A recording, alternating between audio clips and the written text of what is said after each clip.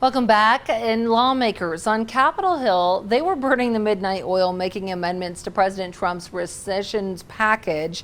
It did pass 51-48. That vote came early this morning. We want to go live to Scripps News Group national correspondent Joe St. George. Now, Joe, how do you think this will impact NPR, PBS? Did any spending cut get saved?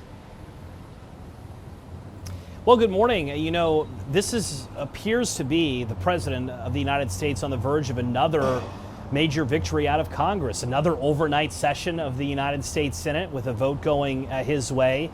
It's a wonky term, right? But I got to use it. I'll use it just once. It's called a rescissions package. What is this?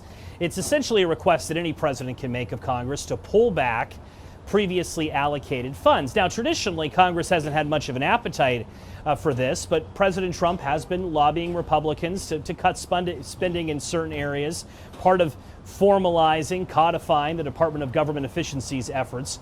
Originally, the request was for $9.4 billion worth of cuts, formally gutting the USAID funds and grants that would go to programs around the world. That was an early target of DOGE. Additionally, PBS and NPR are part of that as well. We'll have more on that in a moment.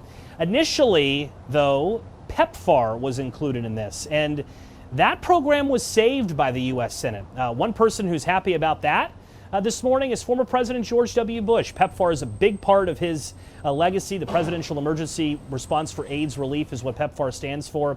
It's estimated to have saved north of 25 million people, mostly on the continent of Africa in the last 20 years. The Senate saving that program. President Trump wanted to cut the funding. That can't be said, though, for PBS and NPR.